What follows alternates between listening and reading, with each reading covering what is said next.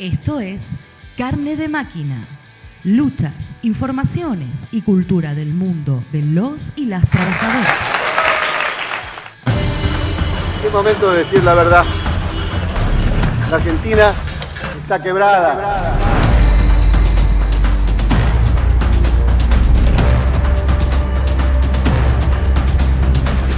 El peso que a partir del 1 de enero... Mi compromiso a partir de hoy es terminar con un modelo agotado que ha sumido en la desesperación a la enorme mayoría de nuestro pueblo para sentar las bases de un nuevo modelo. Quiero decirles que van a ser respetadas las monedas en que hicieron sus depósitos. El que depositó dólares recibirá dólares. El que depositó dólares recibirá dólares. Pues somos capitalistas. Yo no entiendo estos capitalistas que no quieren que haya consumo. Si por algo alguien quiere ser capitalista y vivir en un mundo capitalista, es para consumir, para pasar hambre y ser infeliz, nadie. También queremos dejar claro que en nuestra visión el mejor sistema de salud posible es un sistema de salud privado donde cada argentino pague sus servicios. El mejor sistema educativo posible es uno donde cada argentino pague por sus servicios. Esto es así, no es debatible. Trámites que llevaban meses ahora llevan semanas. Una mejor infraestructura. Y les pedí que mi mandato, usando la cláusula del acuerdo con el Fondo Monetario Internacional. Pensar que los argentinos estamos muy dolidos y vamos a armar un sistema que ponga el foco en el ser humano desde una perspectiva en el que todo aquello que tiene que ver con el ser humano, su vida, su educación, su cultura, su bienestar, su seguridad, estén todos bajo una filosofía muy interesante. No entiendo. Ya lo vas a entender. ¡Zurdos de mierda hoy! ¡La van a pasar para el orto! ¡Hijo! ¿Vos estás de acuerdo con la venta de órganos? Yo digo, es un mercado más, o sea, y vos podrías pensarlo como un mercado. A ver, la persona que está haciendo eso, probablemente haya algo que lo lleve a tomar esa decisión. La desesperación, Javier. El hambre, o lo que sea. A ver, bueno, entonces lo vamos a poner en otros términos. Entonces, si vos... Bugs Bunny, el Pato Lucas, Elmer, el Gallo Claudio. Todos esos es una disputa entre un tonto y un vivo, donde siempre gana el vivo. ¿Han visto un estafador más grande que Bugs Bunny? Bueno, créanme que estoy muy feliz de estar poniéndole fin al patriarcado. El año que viene se va a volver a inundar, dentro de 2 se va a volver a inundar, dentro de 3 se va a volver a inundar y de 4 ¡no se inunda más! ¡No se inunda más! ¡Carajo!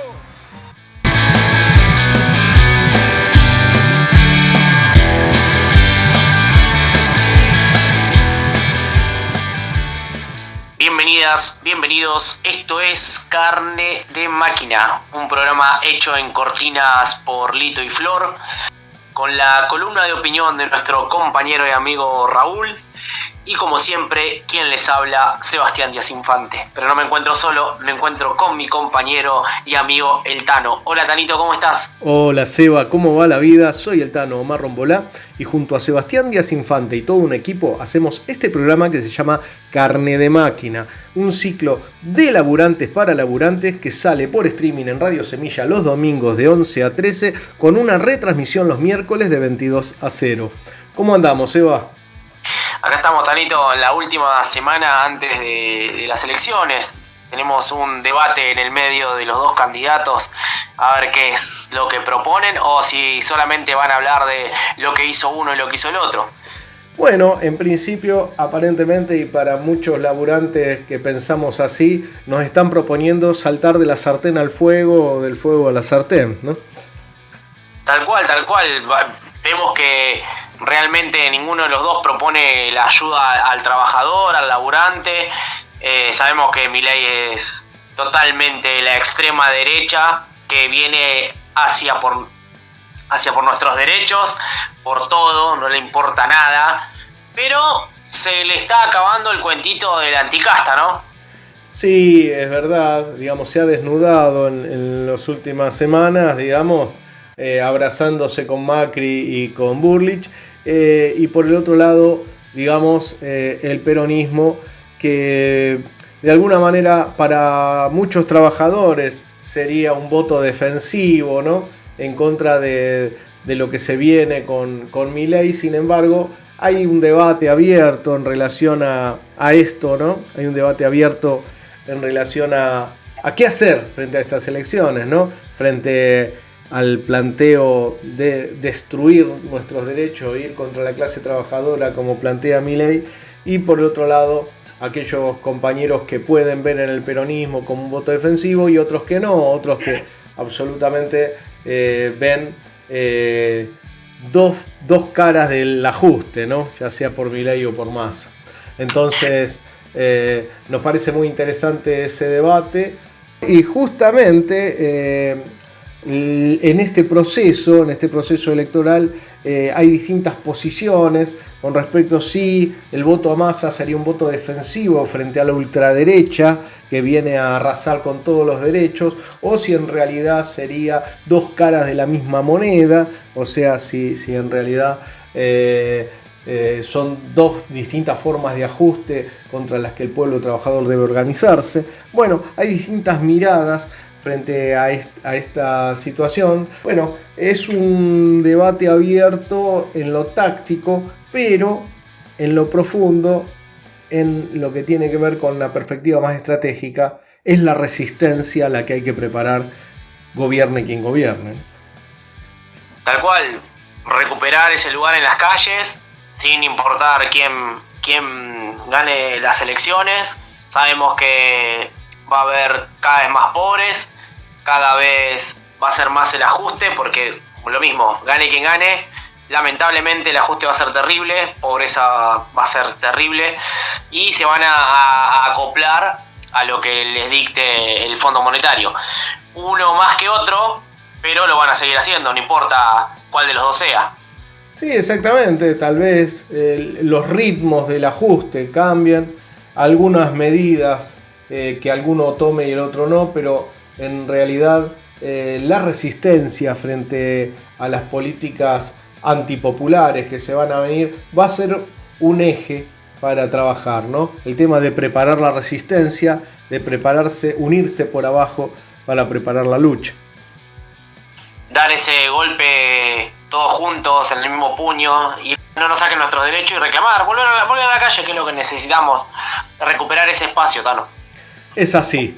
Bueno, en ese sentido hicimos varias entrevistas, estuvimos hablando con distintas compañeras y compañeros sobre su mirada sobre esta coyuntura, sobre este proceso electoral, pero ir más profundo, un poquito más allá, ¿no? Sobre cuál es la perspectiva para la clase trabajadora y el pueblo pobre.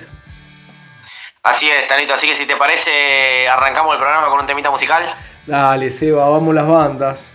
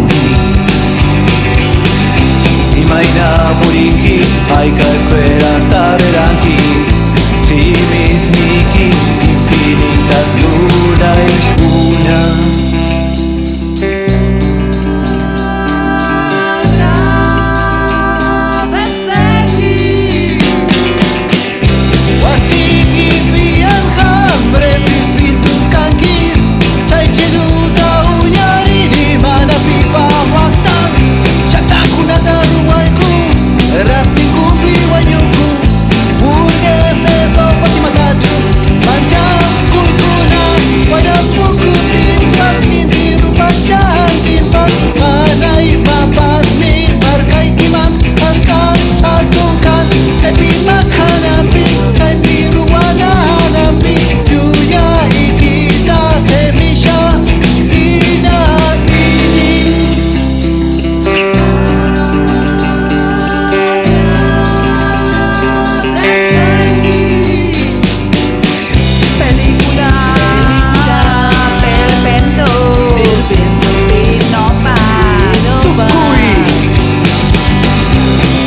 begitu tatar timpayan Iskaitu kutuku lina Wayan buku timpat pintiru pacar timpat Manai mapas mi markai kimat Patan patungkan Tapi makan api Tapi ruana api Dunia kita semisa Lina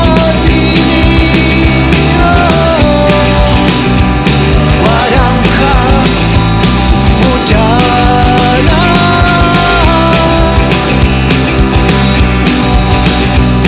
Warangka Pipiku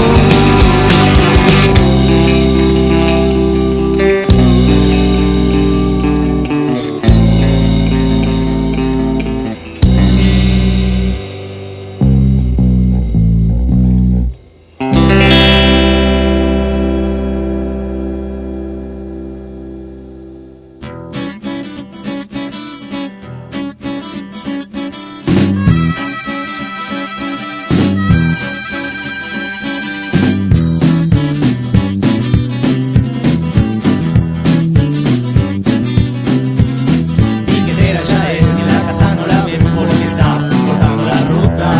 El piquete arrancó, meta goma no más, el fuego crece y el humo la inunda. Déjame pasar, le dice el botón, que no, que sí, que no, que este ya no pasa. Piquetera, piquetera, cortando la ruta entera porque con obedecer no alcanza. Nada mejor que los laburantes contando su experiencia en carne propia. Ahora, en Carne de Máquina, entrevistas. No aparece la bebeta sin pañales y el marido que se fue quedó sola porque el chata ya no tiene a quien fajar desde que ella está en la lucha y el piquete entró en su hogar. Piquetera, piquetera, cortando tu vida entera porque con obedecer ya no alcanza. Bueno, y continuando con el programa y el tema que nos convoca, que es la coyuntura actual, la coyuntura social, política, económica y, por qué no, también electoral. Estamos en comunicación con Alfredo, un trabajador de la zona oeste que cada tanto lo consultamos porque siempre sus posiciones son muy interesantes en relación a los análisis. Hola Omar, ¿cómo va?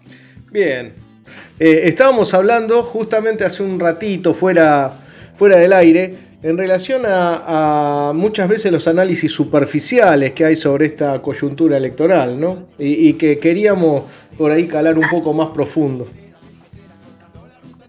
Sí, yo te decía en los breves minutos que conversamos en forma previa a la apertura al público, ¿no? O a los oyentes, que lo de la cuestión electoral como fenómeno totalmente superficial hay que tomarlo con pinzas porque en una situación política general donde las masas populares le dedican el escaso tiempo o la escasa atención que le brindan justamente a la cuestión política, a las elecciones, hay que tomarlo como un elemento también determinante en muchos aspectos y que finca raíces profundas. O sea, en general se suele decir en términos, es un viejo dicho, ¿no? Dicho de Lenin. Yo a veces lo cito en muchas cosas en las que estoy de acuerdo, ¿no? Ya lo he explicado, y en otras que no, pero que tenía aforismos que sintetizaban de alguna forma el materialismo en una forma muy didáctica, y él decía siempre que política es economía concentrada. Bueno, en este caso la cuestión electoral también es un poco la política concentrada. ¿Por qué? Porque por fuera de eso, por parte del movimiento obrero, hay una preocupación o un activismo netamente político que también es ralo, es escaso. Entonces hay que tomarlo, hay que tratar de bucear, ver más abajo, ver cómo también, decía un viejo revolucionario, ¿no? Los movimientos y los grandes sacudones que se están dando abajo, en el magma, en las rocas submarinas, decían, ¿no? Era una vieja metáfora, ¿no? Los movimientos tectónicos que se dan por debajo de los fenómenos de superficie, pero que tarde o temprano desembocan en un cataclismo, en un tsunami, que es un poco lo que puede llegar a ocurrir en algún momento, ¿no? Sí, sobre todo porque a nivel económico se vienen acumulando elementos bastante complicados, sobre todo para la clase obrera y los sectores populares, ¿no? Sí, naturalmente. Eso no ha variado en sus determinaciones generales, o sea, del tiempo atrás que lo hablábamos al hoy, no hay variaciones sustanciales porque desde el punto de vista estructural la economía argentina está fallida,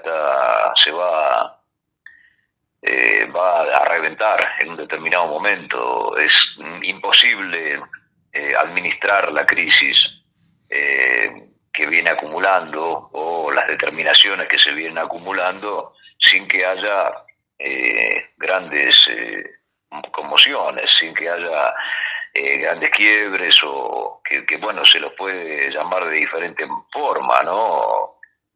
Superinflación, le llaman algunos, de forma continuada, una hiper, un gran quiebre financiero bancario.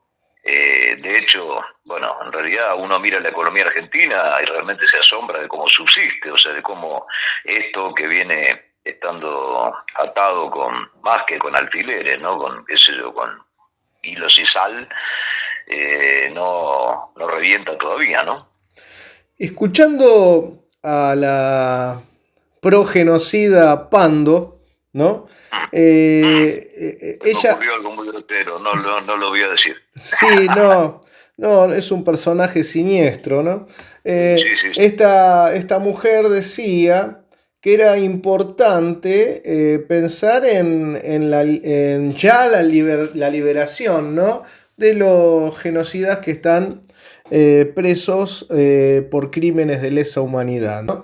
La versión más explícita de Villarroel. Exactamente, es la compañera de militancia de Villarroel, ¿no? Y decía que era muy importante liberar a los genocidas, ¿no? Porque Argentina va hacia un proceso donde las medidas que deban tomarse son netamente antipopulares y van a generar, y lo decía en estos términos, posibles estallidos sociales donde es importante la participación de las fuerzas de seguridad. ¿Y cómo iban a participar si había un ejemplo de que estaban presos, estaban, digamos, purgando condenas justamente por ejecutar la represión? Y que de esta manera, de alguna manera, no se salvaguardaba justamente la fuerza de seguridad para la represión que va a hacer falta realizar en un mediano plazo. Sí, entiendo. Mira, yo esas declaraciones las desconocía completamente. En realidad no estoy súper interiorizado de todo, ¿no? Tendría que leer diariamente, ¿no? O leer o ver cosas permanentemente. No las conocía, pero bueno, no son de extrañar. Te decía que un poco Pando parece ser la versión explícita de Villarroel y la diferencia estriba sencillamente en que una es candidata y la otra no. Hasta donde sé, no sé si está en alguna lista o algo, pero por lo menos no es una candidata a la vicepresidencia. No, pero el planteo en verdad, si bien nosotros lo manejábamos en el sentido de decimos necesitan a los milicos para la represión, ella lo dice explícitamente. No solo los necesitamos, sino necesitamos darle señales que van a tener impunidad, ¿no? Bien, claro, más que todo pasa por ese lado, porque el tema, o sea, de la convocatoria a las Fuerzas Armadas en una intervención directa o de la perspectiva, porque no estamos hablando acá hoy, por lo menos en mi entender, de la perspectiva de un golpe militar clásico, sino para aplicar el ajuste de una democracia ultra represiva con convocatoria eventual, digamos, de todas las fuerzas, incluidas las fuerzas militares. En realidad, desde el punto de vista operativo, de la capacidad de intervención, hoy las fuerzas militares propiamente dichas no serían la primera línea de combate de la burguesía, sino más bien un respaldo. En realidad son las fuerzas de seguridad armadas, pertrechadas y numéricamente, ¿no?, muy superiores las que intervendrían en forma directa contra la resistencia, contra la lucha de clases. pero evidentemente, bueno, están primero contando con una perspectiva de triunfo. Y segundo, aún si no la tuvieran y fuesen, digamos, un bastión, como quien diría, de oposición, con la perspectiva de que frente a una ruptura o a un quiebre institucional, bueno, estén ahí preparados, pertrechados como para intervenir. En este caso, como para cosechar el futuro quiebre político, ¿no? O sea, la futura crisis económica y crisis política, incluso si no ganaran. Sí. No sé si claro el concepto. Si Sí, bien. Está clarísimo. Sin embargo, digamos, hay una cuestión, ¿no? Porque esta cuestión del ajuste, más allá de los grados, ¿no? Será una política de Estado, digamos. De alguna manera, gane quien gane, se va a venir un ajuste contra la clase trabajadora y el pueblo pobre, con distintas características, obviamente, de acuerdo a la fuerza política que gane, pero el ajuste vendrá y la resistencia también, seguramente, y la represión, obviamente, será la respuesta del Estado. La clase trabajadora de alguna manera está convidada a saltar de la sartén al fuego y del fuego a la sartén, ¿no? Sí, eso estoy totalmente de acuerdo, ¿no? Qué sé yo, alguna vez se había acuñado el término, creo que fue Gramsci, ¿no? De partido de Estado. De hecho, ese lugar lo ocupó, y en buena medida lo sigue ocupando todavía el peronismo, ¿no? Con su enorme red de contralor sindical, clientelar, política, institucional. Pero dentro de lo que sea el partido de Estado, hoy se está perfilando otra cabeza, que es una cabeza, digamos, militar, o pro-militar, lo que podríamos llamar justamente, y algunos historiadores lo han llamado así, el histórico Partido Militar de Argentina, que está reflotando como la hidra, ¿no? Como la cabeza de una hidra que en el fondo nunca fue cortada. Fue a lo sumo, digamos, agazapada o retocada, ¿no? Pero que siempre permaneció ahí a la espera de tener la oportunidad. Entonces, dado que de una violenta crisis y un violento ajuste, más allá de los grados, ¿no? Con que se lo aplique, que puedan aplicarlo uno u otro, es una perspectiva relativamente cierta, o podríamos decir desde el punto de vista materialista casi inevitable.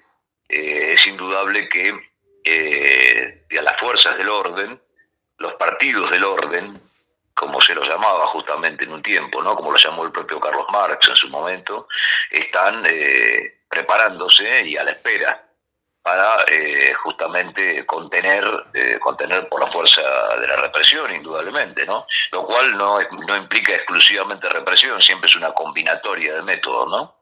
Contener un futuro estallido social o estallido popular frente a un desbarranque de la economía y un ajuste hecho en forma no graduada o hecho por el mercado propiamente dicho.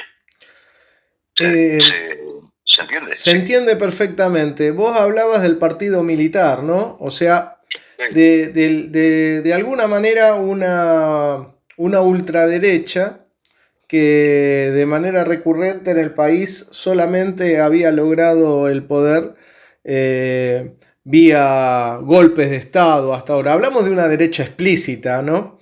Una derecha con discurso de derecha, ¿no? Porque bueno, Menem ganó mintiendo, digamos, ¿no? Salaría su revolución productiva, fueron sus propuestas. Y sin embargo, a partir del 2015 hay un elemento nuevo que es una derecha con acervo de masas, ¿no? Una derecha que sube vía electoral, ¿no? ¿Qué cambió, no? Para vos, ¿qué mirada tenés con respecto a esto? Mira, en gran medida no es tan fácil explicarlo porque siempre hay una multiplicidad de factores involucrados en esto, ¿no? Pero en gran medida este asomo o esta potenciación que hay de una derecha que, digamos, durante, como te digo, no mucho tiempo estuvo, o sea, fue una fuerza relativamente minoritaria desde el punto de vista político, tiene que ver un poco también con una derechización en la conciencia de masas, en mi opinión, por lo menos, ¿no? Sí, hay un claro retroceso, ¿no? en la conciencia de masas que viene, digamos, tengo alguna intuición, tampoco, digamos, puedo aseverar, son opiniones, ¿no? Que esto es un proceso que de décadas, ¿no? Que viene sin prisa y sin pausa, generándose por lo menos acá en el país desde los 70 en adelante, ¿no? Claro, ahí está, esa es un poco una de las cuestiones, porque vos tenés una acumulación de luchas y resistencias, ¿no? Que en algunos casos, bueno, adquieren por ahí ribetes o connotaciones de estallido, pero que todos terminan indefectiblemente derrotados. En un determinado punto se produce una derrota estratégica, y esa derrota estratégica hace que las cosas se tiendan hacia el lado opuesto. Es lo que Trotsky llamaba el vino se convirtió en vinagre.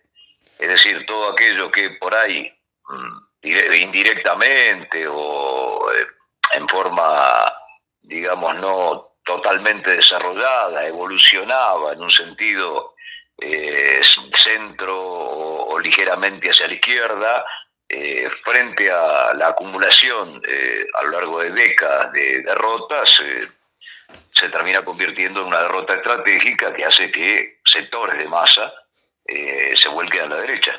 Esto es un poco la cuestión. Exactamente. Y frente a esta situación ahí, digamos, se ensayan distintas posiciones, digamos, desde la izquierda o desde sectores de los laburantes, ¿no? Estaba hablando la otra vez con el compañero Villa, delegado de Fiat Tenaris, y me decía que pese a todo, con bronca y todo, iba a votar a Massa, porque, bueno, lo que se venía con Milei era terrible, ¿no? Que digamos que de alguna manera, y es cierto, ¿no? El cuerpo delegado de Tenaris ha enfrentado a todos los gobiernos, ha salido a la lucha en todos los gobiernos, y él decía, bueno, que lo iba a tener que volver a hacer, gane quien gane, pero que prefería de alguna manera votar a Massa. Hay distintas posiciones de la izquierda, ¿no? En el sentido de no votar a Milei, el planteo concreto, creo, del FITU es no votar a Milei como eje y luego dejar abierto, no termina de cerrar, no llaman a apoyar a Massa, pero llaman a no votar a Milei. Y después hay otros grupos como que plantean, por ejemplo, votar a Massa y luego enfrentarlo en las calles. Digamos, he leído también esas posiciones. Digamos, ¿qué opinas sobre todo este menú de posiciones electorales? Mira, destaco más lo primero, que la propia declaración de la izquierda, que es una declaración que, no sé, es, qué sé yo, como tibia, ¿no? Porque vos tenés dos candidatos en un balotaje, el llamado es a no votar a Milei, están diciendo directamente votar a Massa sin decirlo, o si no concurrir al acto eleccionario, anular el voto o votar. Hay quienes llaman a eso directamente, a no hay otros sectores también, digamos, dentro del menú, me olvidaba de comentar que también hay sectores que llaman a anular el voto o votar en blanco. Claro, pero en una situación de este tipo, justamente, yo por lo menos pienso que tácticamente la propia izquierda, incluso acompañándolo de toda la denuncia pertinente, que en buena medida la ha hecho, eso hay que reconocérselo, digamos, ¿no? De lo que es Massa o de lo que es el peronismo como opción, debería haber llamado explícitamente, haber tomado el compromiso en un balotaje como este, de llamar a un voto defensivo, un voto contra programa, ¿no? Como se decía en un tiempo. Vale decir, estamos totalmente en contra de lo que es el peronismo, Massa como opción, sabemos quién es, sabemos que va a ser un ajustador, pero que frente a una opción que es, como decía este compañero, no sé los términos específicos, ¿no? Pero que es fascistoide, representa un voto defensivo. O sea, voto contra programa, pero defensivo en relación a la otra opción. Me interesa más lo que decía el compañero. Yo creo que hizo una buena lectura y que en realidad mucha gente apeló a ese voto defensivo, y esto en buena medida sumado a algunas otras cuestiones, ¿no? Que yo creo habértelas enumerado en algún caso hace ya unos cuantos días, cuando te preanuncié, digamos, la victoria de Massa antes de las elecciones, no como muchos que la dijeron después con el diario del lunes. Sí, verdad. Claro, ¿viste? En función de un análisis materialista, era sabido de que iba a haber un despliegue brutal, fenomenal, del aparato para llevar a votar, convocatorias de todo tipo, presiones de todo tipo, digamos, para llevar a votar, y que a nivel de las masas populares el sentido común, de algún modo, si querés llamarlo, o el instinto defensivo de los más pobres, de aquellos que de alguna forma tienen una dependencia absolutamente necesaria del Estado, inclusive de muchos trabajadores, sumado al hecho de que, por lo menos hasta donde tengo entendido, la mayoría de los sindicatos explícitamente recomendaron el voto a Massa en el balotaje por la defensa de los derechos sindicales, etcétera, cosa que me han comentado compañeros que están en algunas empresas.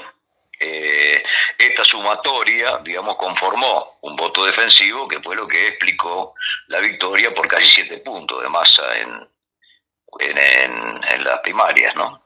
Y que, bueno, ahora configura un escenario complicado porque todavía faltan unos cuantos días para las elecciones, y el talón de Aquiles, en este caso del masismo, puede ser justamente que un desbarranque económico fuerte se produzca ahora, o que haya un rebrote inflacionario muy fuerte, o algunos otros factores. Y aún así, en esta última opción, no si hay un descalabro absoluto, ¿no? Pero si hay un cierto descontrol inflacionario, creo que va a primar el voto defensivo, y es muy probable, por lo menos en mi opinión, que Massa se termine imponiendo por un margen muy escaso.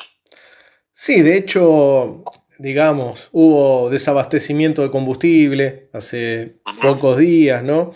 O sea, este tipo de movidas... Lo sigue habiendo. Sí. A mí me agarró el Lucane, tuve que esperar 2 horas para cargar nafta. Este tipo de movidas que tiene que ver con dos cosas, ¿no? Con el tema de que la exportación le da otra ganancia a las patronales, pero por otro lado también hay un juego electoral, ¿no? Está bastante claro, ¿no? Sí, estamos en un momento, digamos, de fuertísimas operatorias de todo tipo que se vienen dando en los últimos tiempos en forma exacerbada. Siempre existen, pero ahora mucho más. El tema de los combustibles concretamente era algo que tarde o temprano iba a estallar, porque en el Banco Central no hay un puto dólar para pagar los embarques. O sea, hay 10 buques tanque que garantizarían una provisión de unos 20, 25 días, ¿no? Esperando que el Banco Central ponga la teca, concretamente, como para llegar a Puerto de Buenos Aires, y de esa forma se acabe el problema, por lo menos momentáneamente, del desabastecimiento relativo que existe. Claro. Eso por un lado, digamos, ¿no? Y por el otro lado, bueno, operatorias las hay en muchos otros aspectos también, digamos, ¿no? Pues estaba pensando en una en particular ahora que también es muy, muy ostensible, pero bueno, ahora se me fue momentáneamente, no te lo iba a mencionar. Pero todo esto opera sobre un sustrato real, o sea, sobre un sustrato real de crisis que tanto un sector como el otro, de las diferentes facciones políticas, porque no son otra cosa, ¿no? Utilizan en pro o en contra para tratar de arribar al gobierno. Y que, bueno, en esta etapa, digamos, se las usan a full para tratar de volcar ese caudal mínimo indispensable, esa masa crítica de votos que necesitan como para llegar. Exactamente, digamos, está la especulación al minuto, ¿no? Claro. Bueno, para ir cerrando, de alguna manera, la perspectiva, digamos, más allá de esta coyuntura electoral, la perspectiva para la clase trabajadora y el pueblo pobre. Mira, desde el punto de vista de la perspectiva, definitiva, yo lo que veo es lo siguiente. El ajuste va a avanzar, es absolutamente imprescindible. La economía argentina es inviable en estas condiciones.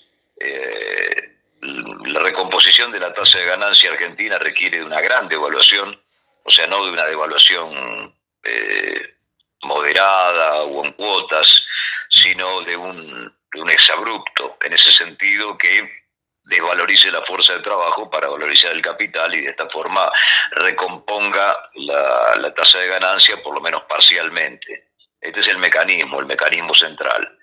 Ahora, frente a este ajuste, que puede ser un ajuste graduado en el caso de que gane Massa, y siempre y cuando las cosas no se le vayan de las manos, ¿no? Porque tampoco esto se puede garantizar, porque acá tenés la gran disyuntiva, o vamos a un ajuste vía mercado, o sea, un ajuste descontrolado, salvaje, vía mercado por un colapso económico, o vamos a un ajuste graduado que aplicarán tanto uno como otro candidato, porque los otros tampoco, digamos, pueden apelar al shock inmediato que prometían hace meses y que después fueron morigerando en el discurso, pero con diferentes ritmos. Y frente a esa situación de ataque creciente, lo único que queda por el lado del trabajo es la resistencia. La resistencia en algunos lugares donde exista organización de izquierda, clasista, que de algún modo intente ponerse al frente de esa lucha reivindicativa que surja, y por el lado de lo social, las organizaciones también populares con un determinado perfil político que intenten organizar a esas dispersas masas sociales que también van a ser las víctimas propiciatorias del ajuste y quizás en mayor medida en el caso de que la situación los impulse hacia adelante, o sea, salir a luchar por su supervivencia. Lo que queda por delante, en mi opinión, por lo menos es eso, es una denodada lucha por la supervivencia que, desde una perspectiva de izquierda o revolucionaria, deberíamos tratar de encauzarla por el lado de un objetivo político claro y de una organización. Pero, evidentemente, frente a la inminencia de todo esto, las fuerzas, la acumulación, por decirlo de alguna forma, de estas fuerzas por el lado del proletariado sigue siendo muy débil en relación a las del enemigo. Estaremos en una etapa, en una coyuntura preparatoria de la resistencia, ¿no? De esta nueva etapa que se viene. Sí. Así naturalmente. Bueno. Y no se descarta que esto te acelere. Exactamente. En un determinado momento, ¿no? Para lo cual, digamos, los tiempos se acortan para esa preparación, pero que indudablemente generarán resistencia y en esa resistencia habrá que trabajar para que logre lo máximo que pueda lograr dentro de esta correlación de fuerzas que lamentablemente, en mi opinión, desde el punto de vista estratégico, está dada, está jugada. Bueno, veremos ahí justamente en el campo de batalla, digamos, cómo nos unimos, ¿no? Por abajo para llevar adelante la resistencia que necesariamente va a haber que levantar. Bueno, te mando un fuerte abrazo y nos seguimos encontrando en la lucha, ¿eh? Un abrazo grande, Alfredo. ¿Cómo no, Omar? ¿Cómo no? Un saludo, un abrazo para todos los compañeros y también un saludo para todos los oyentes del programa. Gracias.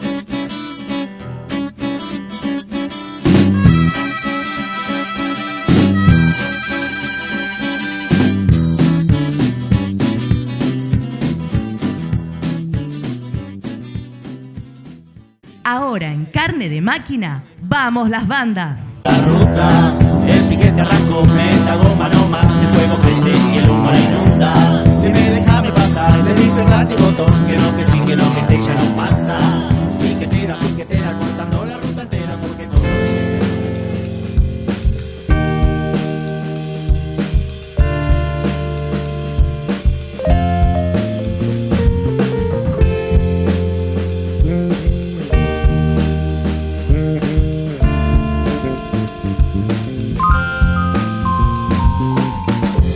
Cuando estoy tan solo me pregunto por qué nací así tan loco. A veces cuando estoy tan loco me pregunto por qué nací así de tonto. Pero cuando me encuentro con vos, no me importa haber estado tan solo. Pero cuando me encuentro con vos,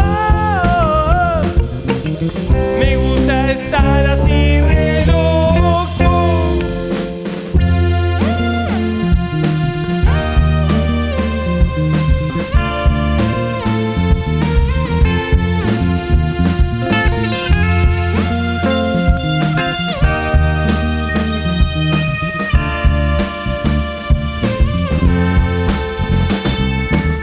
A veces pienso una canción para la realidad y es tan triste.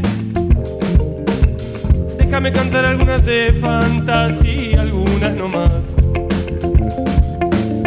Conozco un chico que se fue a buscar a su amor a un lugar como Bielorrusia, creo.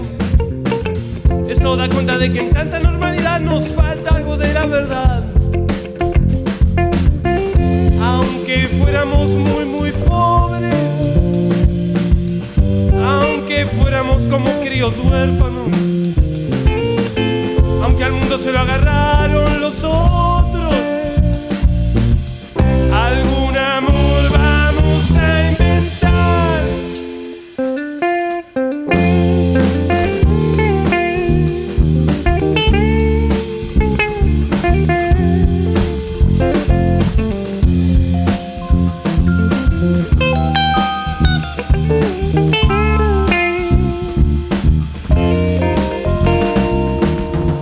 A veces gusto tanto de morir que disfruto tanto toda esta agonía. Después me arremete el miedo y la angustia de ser tan poco. Pero si existe la pasión, el gusto es de otro modo. Empasionados sabemos poder terminar muertos,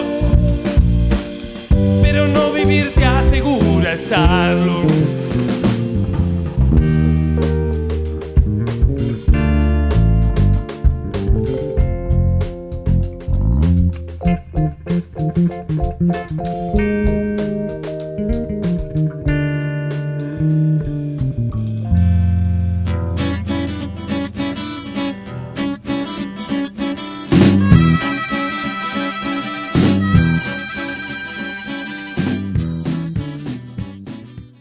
Estás escuchando Carne de Máquina, luchas, informaciones y cultura del mundo de los y las trabajadoras. El piquete arrancó, meta goma no más, el fuego crece y el humo la inunda. Dime, déjame pasar, le dice el látigo botón, que no, que sí, que no, que este ya no pasa.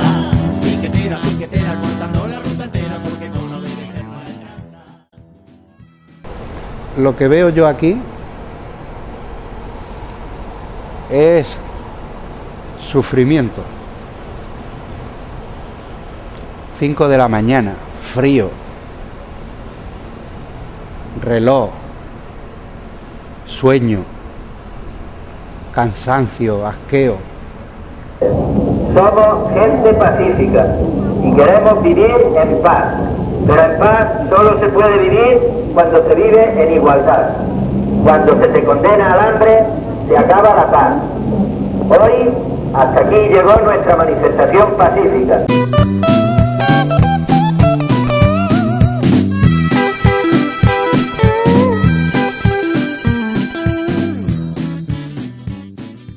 Hablando fuera del micrófono con el Tano, cada vez lo veo más cansado, cada vez más agotado.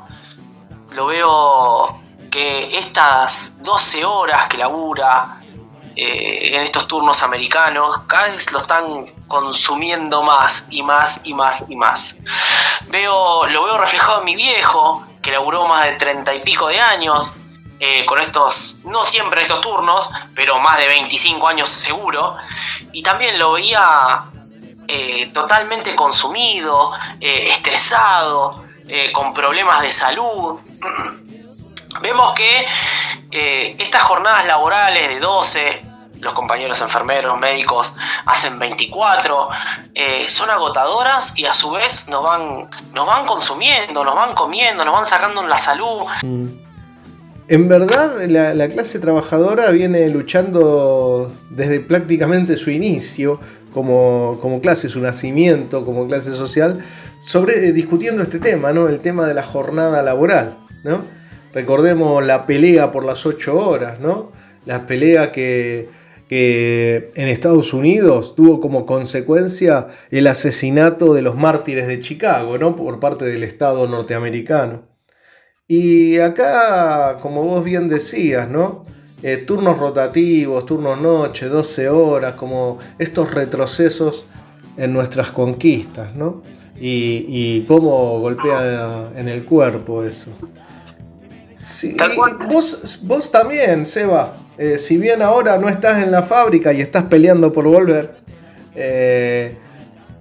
horas y horas laburando también, ¿no? ¿Qué harías si no laburaras tantas horas? ¿A qué te podrías dedicar? Y desde ya el primero sería estar más tiempo con la familia, disfrutar más tiempo de mis nenes. Yo me he perdido cumpleaños, me he perdido sus primeros pasos, sus primeras palabras casi, porque en el momento de estar junto a ellos, siendo muy chiquitos, no lo pude compartir. Reuniones de colegio, jugar un rato, porque venía molido después de 12 horas, más las horas de viaje, más el tiempo venía destruido y no tenía ese tiempo de goce, de estar con ellos, de disfrutar, de jugar, tiempo con mis viejos, ponerme a estudiar como lo había hecho. Hacía teatro, hacía canto y por los turnos lamentablemente no me daba el tiempo porque ese tiempo yo estaba dentro de una fábrica. Exactamente, me acuerdo que me contaste que habías empezado a estudiar periodismo, estudiar, hacer arte, pasar tiempo con la familia. Digamos, uno que es laburante sabe muy bien qué haría con un mayor tiempo libre, un mayor tiempo por fuera del laburo. Pero, ¿qué nos dice este muchacho? ¿Cómo se llama? Julio Cordero se llama. Pertenece a la UIA, a la Unión Industrial Argentina. ¿Qué nos dice Julio Cordero con respecto al tiempo libre de los laburantes? A ver, veamos.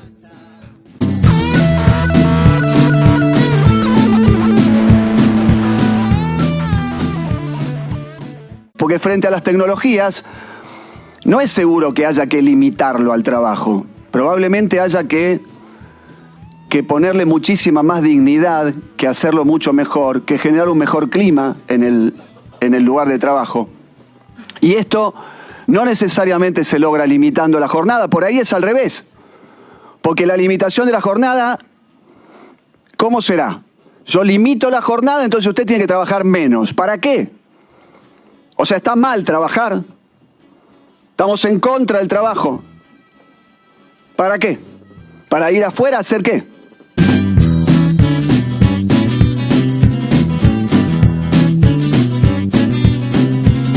Piquetera ya es, en la casa no la ves porque está cortando la ruta. El piquete arrancó, meta goma no más, el fuego crece y el humo la inunda. Que me déjame pasar, le dice el ratito botón, que no, que sí, que no, que este ya no pasa. Piquetera, cortando la ruta entera porque tú no debes ser una alcanza. Y ahí te das cuenta, ¿qué hacen? ¿Para qué quieren más tiempo? ¿Para qué quieren tiempo? ¡Qué hijo de...! Es terrible, pero ahí te das cuenta, el empresario no le importa el tiempo, sí le importa el tiempo, no le importa el trabajador, no le interesa. Mientras él se llene los bolsillos, no le importa nada, no le importa si estás bien, estás mal, si estás enfermo, no estás enfermo, si tenés familia, no tenés familia, no les importa nada, somos un número. Hay algo que sí les importa, que es la producción, o sea, que estemos laburando y justamente la jornada laboral se ha transformado desde hace años en un territorio de batalla, en un campo de batalla. Nosotros vamos a seguir peleando por tener tiempo libre porque es tiempo de nuestra vida. Nosotros empezamos a vivir cuando marcamos la tarjeta para salir del laburo, porque mientras estamos en el laburo no vivimos, sino producimos para que se llenen de guita ellos. Eso es lo único que hacemos. Nuestra vida empieza cuando salimos del laburo. Y lo que hacen es consumir nuestra vida dentro de la fábrica. Tal cual, Tano. Es una triste realidad. Por eso vamos a decirle, ¿cómo se llamaba el tipo este que nunca me puedo acordar? Julio Cordero. Pero para, Julio Cordero. Es un montón. Porque el chanta ya no tiene a quien fajar, desde que ya está en la lucha y el piquete entró en su hogar. Piquetera, piquetera, cortando tu vida entera, porque con obedecer ya no alcanza.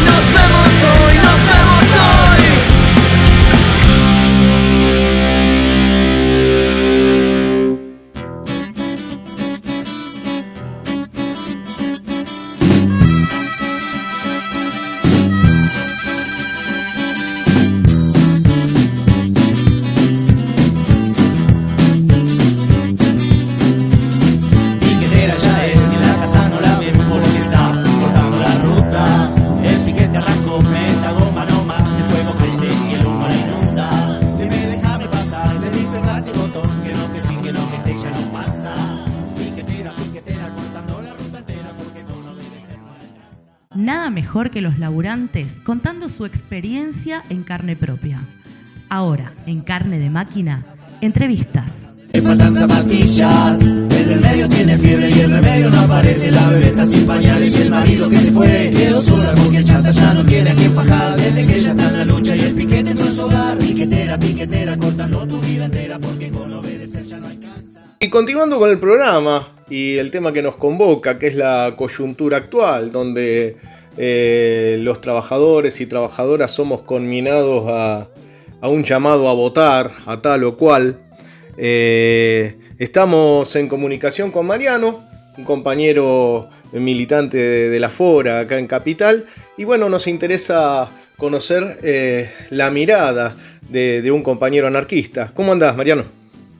¿Qué tal, Omar? Buenas tardes, ¿todo bien por acá? Buenas tardes. ¿Qué reflexiones te trae esta coyuntura?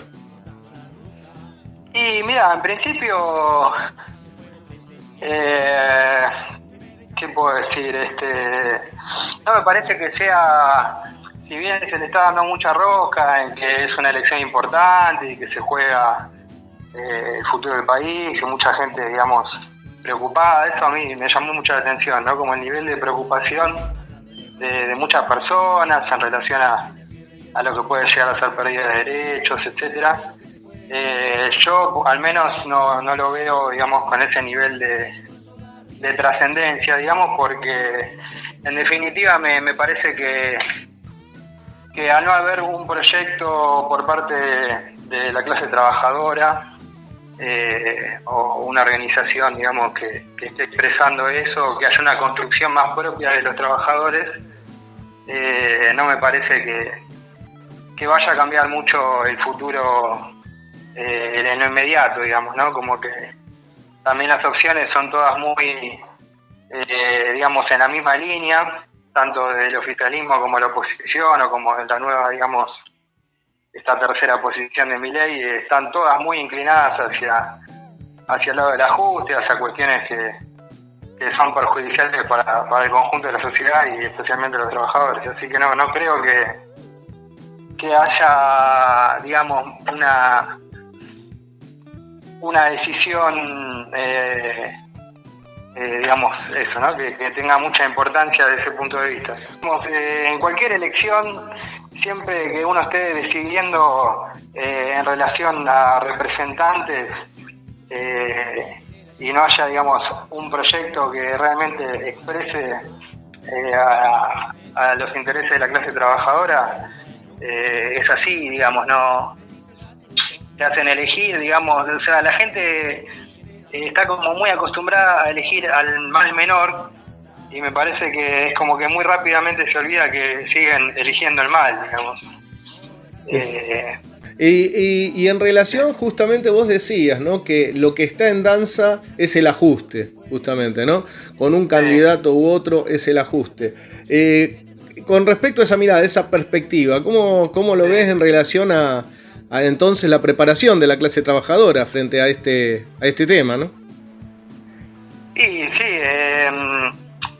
a ver, dos cosas, ¿no? En principio yo creo que es un desafío, digamos, para los laburantes, tratar de, no sé si resignificar, pero al menos reactualizar el sentido de cómo estamos pensando la clase, ¿no? Digamos, teniendo en cuenta todas las distintas situaciones en las que estamos, quienes vivimos de nuestro laburo, ya sea por cuenta propia, los que tienen la suerte de estar bajo convenio, o toda la gente que ha quedado fuera, digamos, del sistema formal, digamos, la economía más formal, sea desocupados o cooperativas, o toda la cuestión de los movimientos sociales.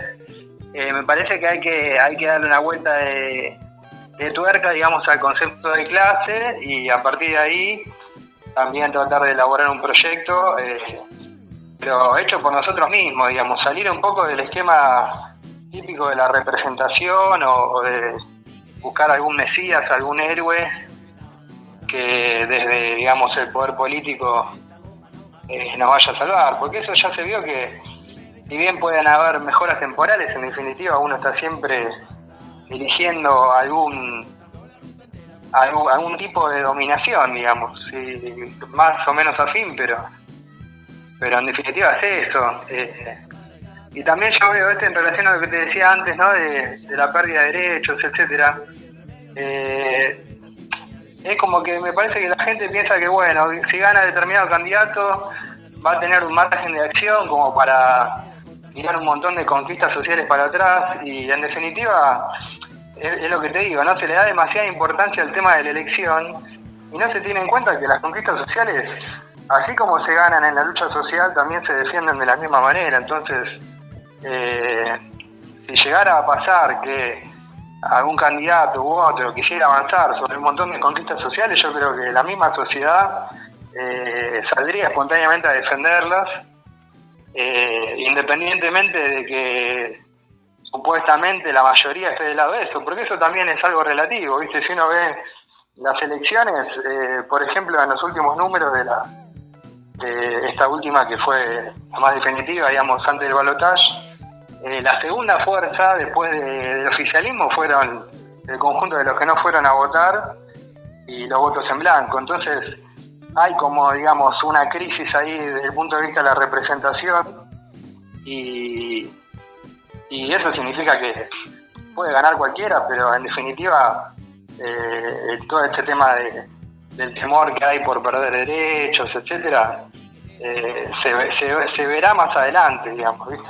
Sí, pero de hecho, digamos, hago una reflexión, ¿no? De hecho, Sí. los que vienen entregando los derechos son los sindicatos oficiales, ¿no? Que de alguna manera negocian cláusulas de convenio, como lo hizo el ESMATA con Toyota, o como lo hicieron petroleros en el sur, ¿no? De alguna manera es la misma burocracia sindical la que va entregando derechos sin necesidad a una ley de reforma laboral, ¿no?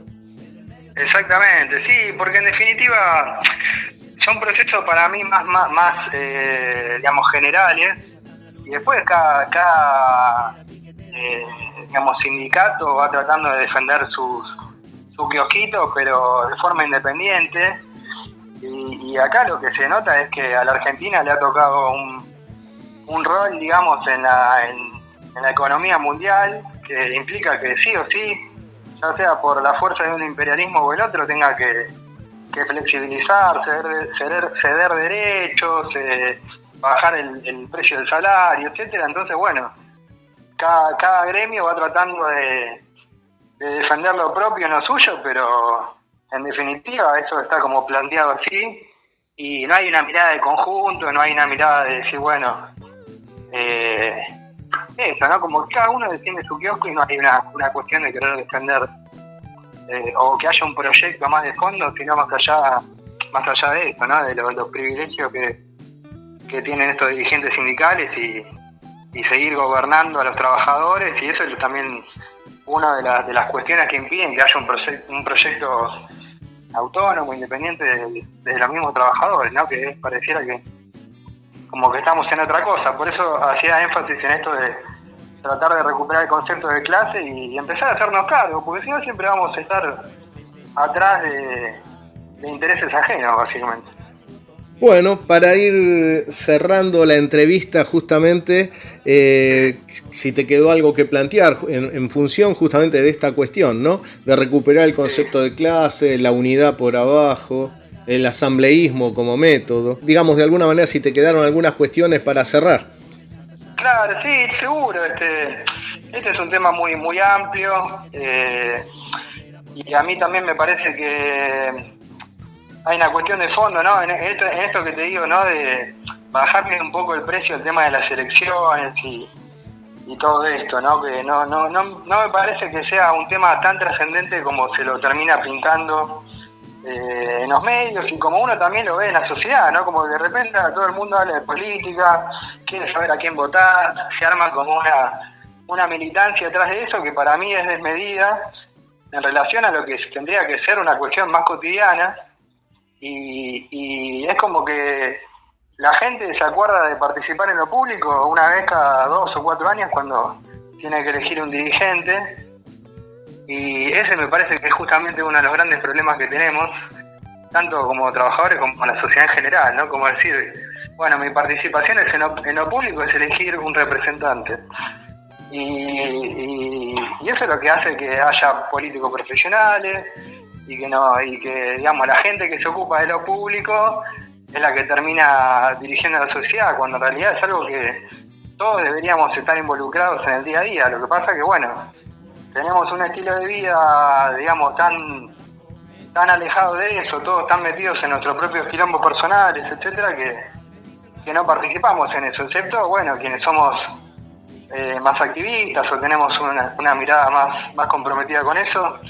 Por eso yo celebro, digamos, el laburo que hace vos, digamos, de relevamiento de conflictos, tratar de difundir, estar siempre conectado con eso, porque esto es justamente participar de la cuestión pública de forma cotidiana, de forma sostenida todo el tiempo, más allá después de si votás o no votás. Eso me parece que es secundario, siempre y cuando uno tenga, digamos, esa conciencia de hacerse cargo de la dimensión, digamos, común que tenemos como personas, como especie, digamos, no solamente ir a decir, bueno, que dirija este o que dirija el otro, sino estar involucrado cotidianamente con eso. Exactamente, es la manipulación a la que nos someten, ¿no? Donde, como decía Huxley, una dictadura perfecta sería una democracia, tendría la forma de una democracia donde nos dominarían por medio del consumo y la manipulación, ¿no? Exactamente, sí, y Otra cosa que quería decir es que el tema de, a veces, yo no digo que sea lo mismo una dictadura que una democracia, pero a veces se tiende a pensar a la democracia como el gobierno del pueblo, digamos, ¿no? Que es una de sus definiciones, y en realidad es el gobierno de una mayoría que en general está ideologizada y que expresa, digamos, las posiciones de una oligarquía, en definitiva. Entonces, termina siendo como el mecanismo en el que se recicla una oligarquía y se intercambia por otra, pero hay poco ahí de lo común, de lo verdaderamente social o del pueblo. Es como un mecanismo por el cual ellos se van pasando la pelota de uno al otro y nosotros medio que la vemos de afuera, ¿viste? Exactamente. Así que por eso. Exactamente. Dictadura y democracia son barnices políticos que adquiere el sistema, ¿no? Sí, obviamente que hay matices, digo que no es exactamente lo mismo, pero siempre vamos a estar atrás de los hechos hasta que no tengamos una participación más comprometida, un proyecto, una conciencia, digamos, sobre ese tema. Pero bueno, la verdad que la vida moderna cada vez nos aísla más, este tema de las tecnologías, etcétera. Bueno, son muchos temas que se derivan, ¿no? De las elecciones. Sí, pero, exactamente. Pero pareciera, sí. Hay un japonés que dice que vivimos en una caverna digital, ¿no? Que es la misma caverna de Platón, ¿no? Donde vemos lo que ellos quieren que veamos. Exactamente, sí. Así y un poco lo que decía recién, ¿no? Como que de repente se pone tendencia al tema de las elecciones y está todo el mundo hablando de eso. Y van a pasar las elecciones y ya el mundo, la gente se va a olvidar, va a dejar de querer pensar en la política. Y bueno, así es como estamos, digamos, ¿no? No sé, quizás estoy exagerando, pero yo veo como que estamos casi en una crisis civilizatoria, al menos de Occidente.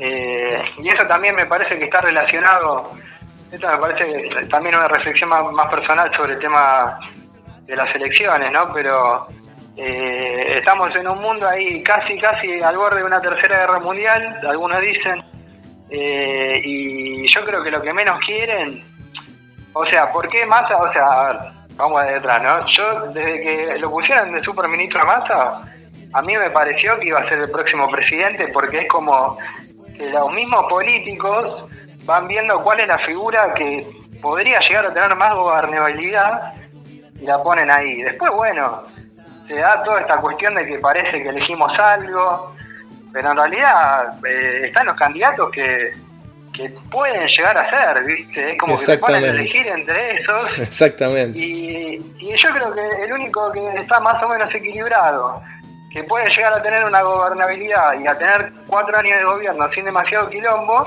es Massa, porque cualquiera de los otros iba a generar mucha conflictividad social, etcétera. Y esos procesos acá en Argentina, después, si se dieran este tipo de cuestiones sociales y qué sé yo, puede llegar a tener, digamos, una réplica en otros países de América, digamos, ¿no? Entonces yo creo que a nadie de los que tiene, digamos, mucho poder en el mundo, los imperios, le conviene eso y van a apostar para que sea un gobierno más o menos estable. Entonces, bueno, eso, uno piensa que está eligiendo, viste, que no, que el futuro del país, que esto, que lo otro, pero a mí me da la impresión de que está todo muy orquestado y que en definitiva lo que podemos hacer es lo que tenemos a mano, son las relaciones sociales que establecemos todos los días con nuestros compañeros, nuestros amigos, nuestra familia, y tratar de construir desde ahí, ¿viste? Exactamente. Pero con esta perspectiva que te decía de tratar de tener un proyecto propio, ¿viste? No estar siempre atrás de un mesías, atrás de un héroe, porque ya vimos que eso no lleva para ningún lado. Bueno, Mariano, te agradezco mucho, me quedo con esto, ¿no? De ir construyendo por abajo, de ir construyendo entre las compañeras y compañeros. Te mando un fuerte abrazo y nos seguimos encontrando en la lucha. Exactamente, bueno, muchas gracias para vos, Omar, te felicito por tu trabajo y bueno, nos estamos cruzando, como vos dijiste, en cualquier momento y en la lucha de todos los Un días. abrazo grande a compañeros y compañeras de Fora. Bueno, muchas gracias. Un abrazo grande. Un abrazo grande.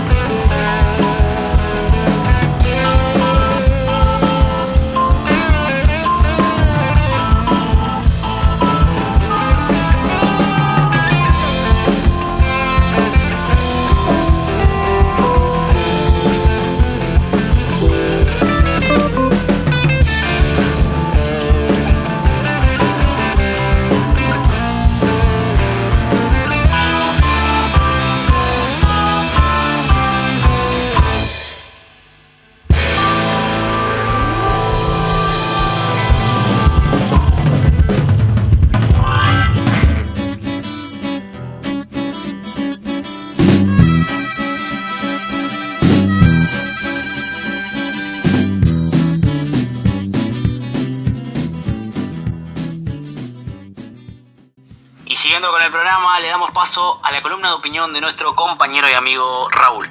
El piquete arrancó, meta goma no más, el fuego crece y el humo la inunda. Que me déjame pasar, le dice el botón, que no, que sí, que no, que este ya no pasa.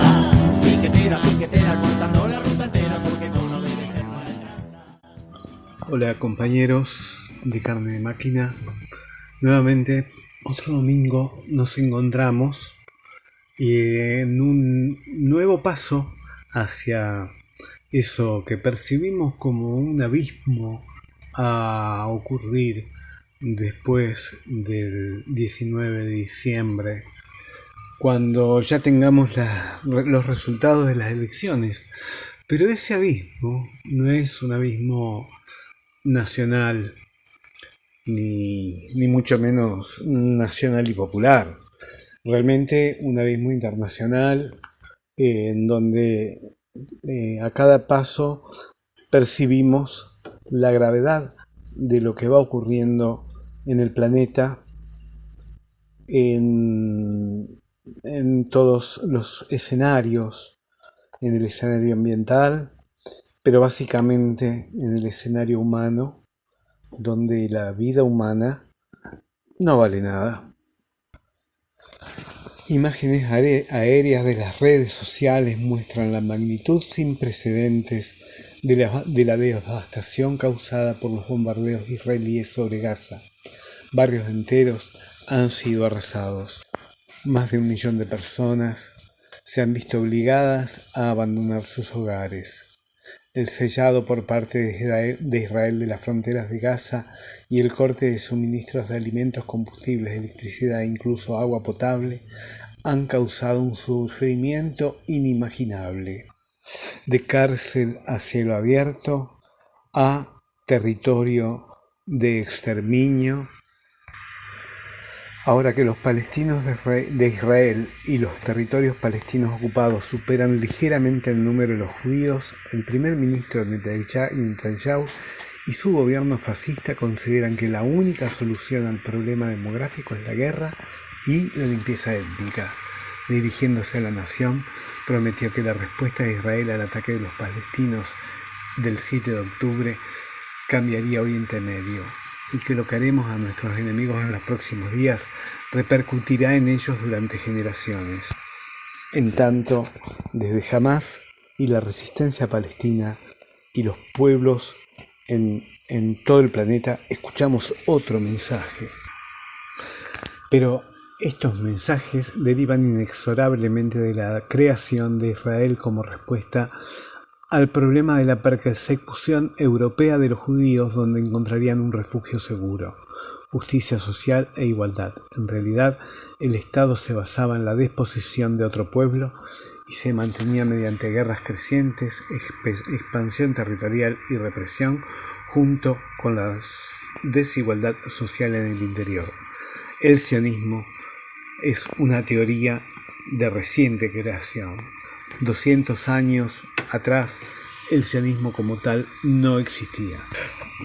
Y la asimilación de sionismo a antisemitismo es una falsedad histórica muy grave, es una falsificación donde quienes abominamos los crímenes actuales del Estado de Israel y reivindicamos la lucha palestina por su liberación, somos considerados terroristas.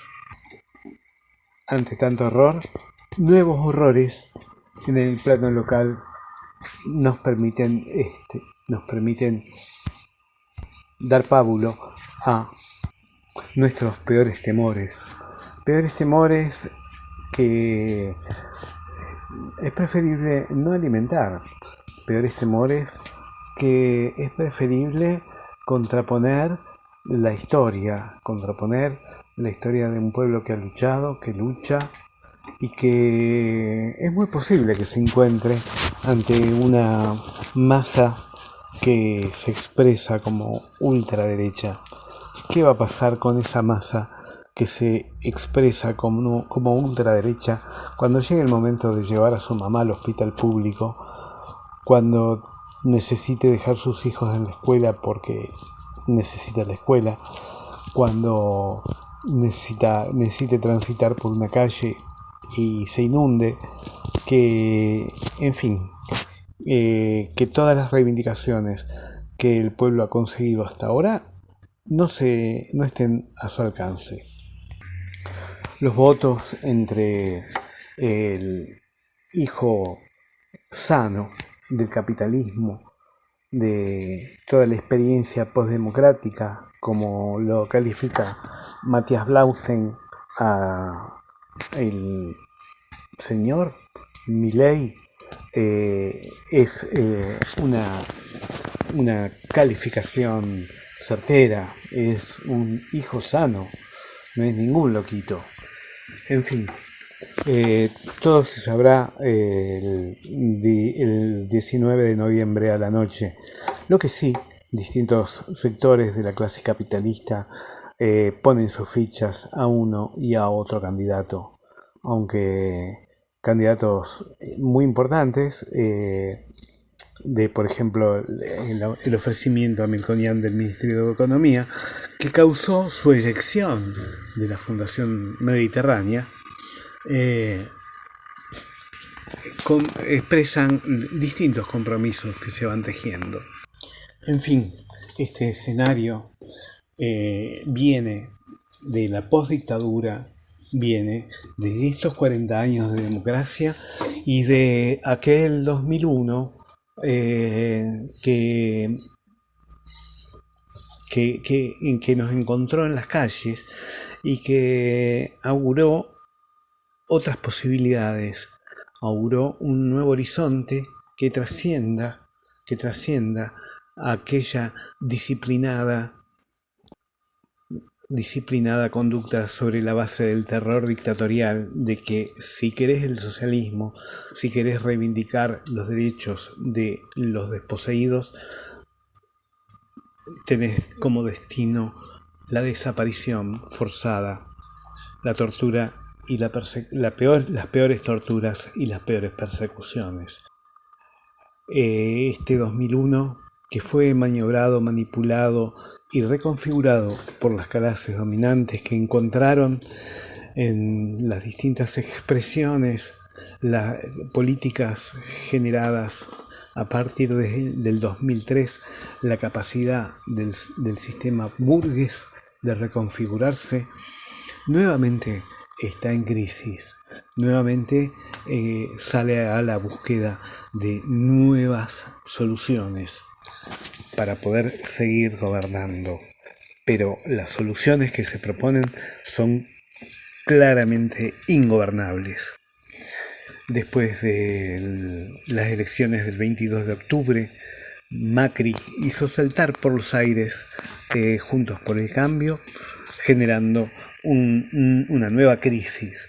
Lo dejó colgado del pincel al gobernador Morales, que en este momento está en el mayor momento de debilidad política, que desde las luchas del pueblo jujeño es un momento ideal para golpearlo, pero la expectativa de este periodo preelectoral desarticula, desatiende, desorganiza y pone en un estado de ánimo realmente desorientador al conjunto de la población.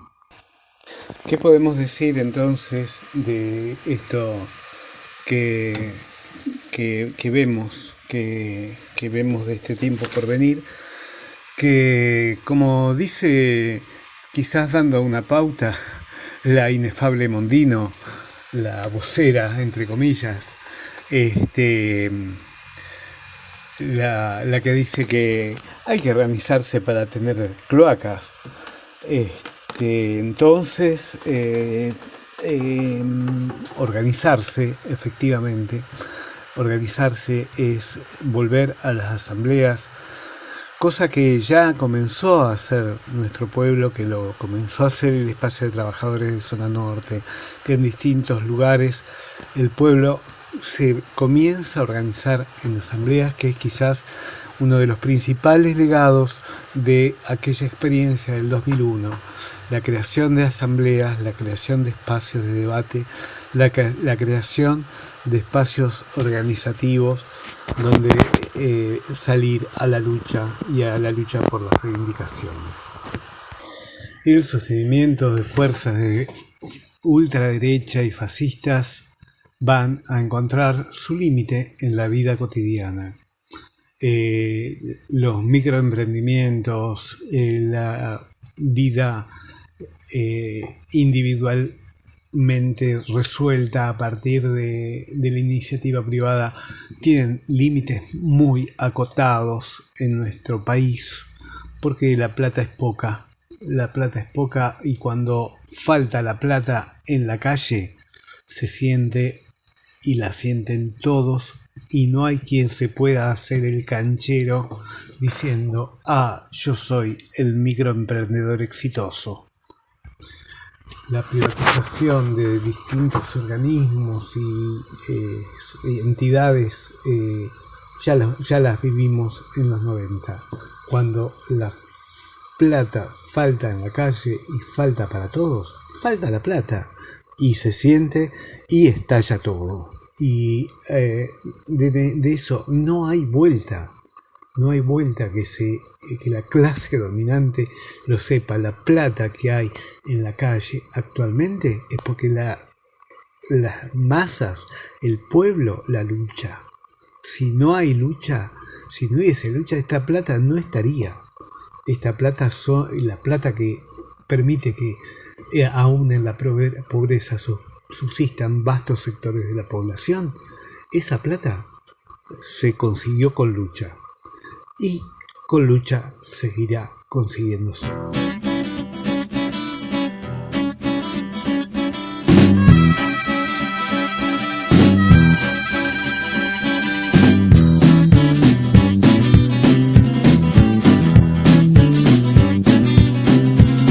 Piquetera ya es, y en la casa no la ves porque está cortando la ruta. El piquete arrancó, meta goma no más, el fuego crece y el humo la inunda. Le dice un látigo botón que no, que sí, que no, que este ya no pasa. Piquetera, piquetera, cortando la ruta entera porque tú no debes ser. Y bueno, otro programa que se está terminando, otro domingo que nos encuentra juntos. Como siempre, agradeciendo a los compañeros que nos escuchan, que nos hacen parte de su casa, su puesto de trabajo, su lugar, contándonos lo que les está pasando, lo que están viviendo, cómo ven este momento complicado. Y como siempre decimos, un WhatsApp, un mensaje, un Messenger para que tu voz sea escuchada. Para eso está, para eso se creó Carne de Máquina, para que como somos un grupo de trabajadores, para que todos los trabajadores tengan su voz y no se queden callados. Sí, es la idea. La idea es que podamos ser parte de tu reclamo y de tu problemática. Acompañarte en esa rueda de mate con compañeras y compañeros, en esa rueda de mate donde se discuten las cuestiones de la clase trabajadora, ¿no? Así es, Tanito, así que yo no tengo más nada que decir, me voy despidiendo, te mando un abrazo gigante y le mando un abrazo gigante a los compañeros que nos escuchan. Nos vemos el próximo domingo. Dale, Seba, un abrazo grande a vos, a toda tu familia, a los compañeros y compañeras que nos están escuchando. Nos seguimos encontrando entonces ahí, en la lucha y en el camino de ese mundo nuevo que está creciendo en nuestros corazones. Tiene fiebre y el remedio no aparece, la bebé está sin pañales y el marido que se fue quedó sola porque el chanta ya no tiene a quien fajar. Desde que ella está en la lucha y el piquete en su hogar. Piquetera, piquetera, cortando tu vida entera porque con obedecer ya no alcanza.